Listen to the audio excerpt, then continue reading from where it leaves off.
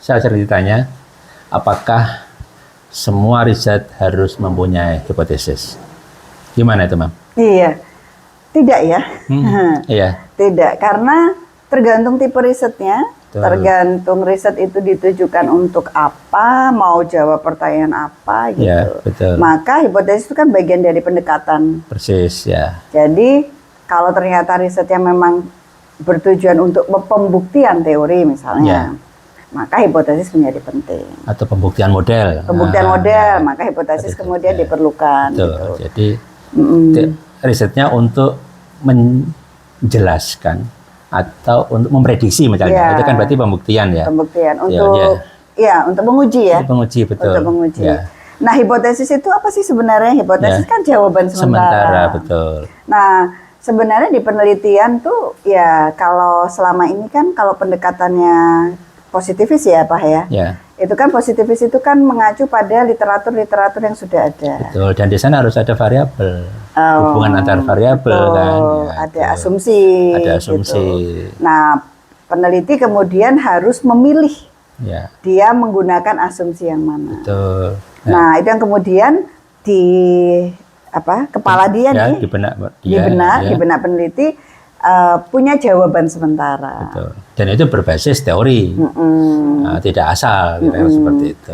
Nah, ketika jawaban sementara itu diformulasikan, dia jadi hipotesis. Betul. Itulah yang akan dibuktikan. Nah, kalau penelitian kualitatif gimana ya? Nah, kualitatif interpretif misalnya, tidak secara atau hipotesis. Memang tidak ada ya? Tidak ada, karena justru malah nggak boleh ada. Karena tujuannya adalah untuk memahami, Jadi lebih eksploratif, kemudian melihat sesuatu secara holistik, lebih mendalam. Tidak ada variabel di sana. Yang ada adalah hubungan konsep. Nah, jadi seakan-akan di sini ada satu titik, dan titik yang lain ada kotak hitam. Menjelaskan kotak hitamnya seperti apa.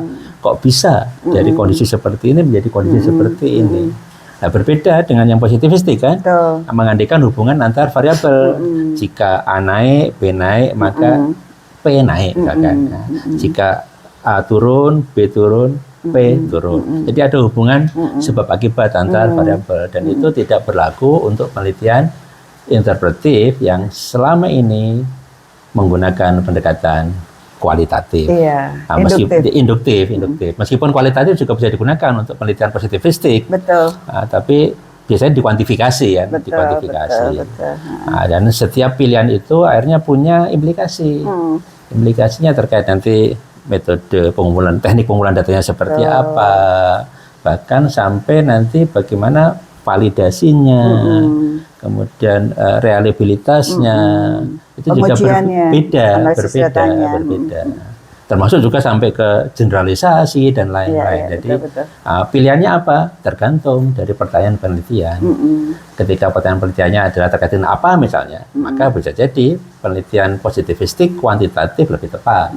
Tetapi apa itu maksudnya? Apakah X faktor-faktor, apakah E mempengaruhi Y, misalkan.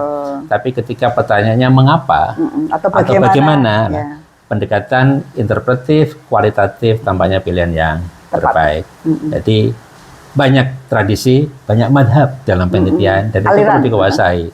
Karena dengan menguasai itu, maka kita menjadi lebih bisa memahami pilihan orang lain dan tidak mudah menyalahkan riset orang lain. Betul. Dan di saat yang sama, kita juga bisa berkontribusi dalam diskusi terkait dengan beragam metode yang ada. Semoga bermanfaat. Kita ketemu di episode selanjutnya.